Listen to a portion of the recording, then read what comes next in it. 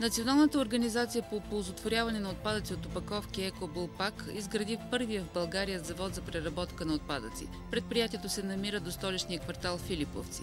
В изграждането му са инвестирани над 10 милиона лева. На обща площ от 11 000 квадратни метра заводът разполага с две инсталации за сортиране и рециклиране на стъкло и за сортиране и балиране на хартия и пластмаса. Тази инвестиция открива един нов път за третиране на отпадъците и поставя началото на една нова индустрия в България по оползотворяване на отпадъците. Първо за София това има изключително голямо значение, тъй като ще намалим отпадъци, които се депонират на депото и ще облекчим проблема с боклука в София.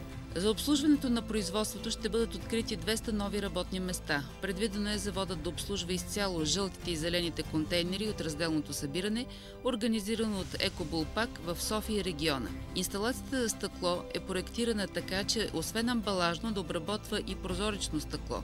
Сепариращата инсталация за пластмаса и хартия може да работи и с битов отпадък, като по този начин може да намали обема му за депониране с 60%. Ще отговорим на европейските изисквания да се третират отпадъците, да се рециклират и започваме да го правим всичко както се случва в Европа. Общият капацитет на завода е 140 000 тона входящи отпадъци годишно.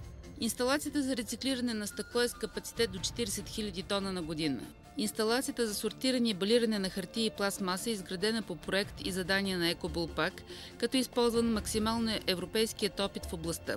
На инсталацията могат да се преработват 100 000 тона отпадъци годишно. Освен завода в София, Екобулпак е пуснала в експлоатация през последните 2 години сортиращи и рециклиращи инсталации в Сливен, Габрово, Русе и Пазарджик. До края на годината подобни съоръжения ще заработят и в Ямбол, Търговище, Пловдив и Горна Оряховица.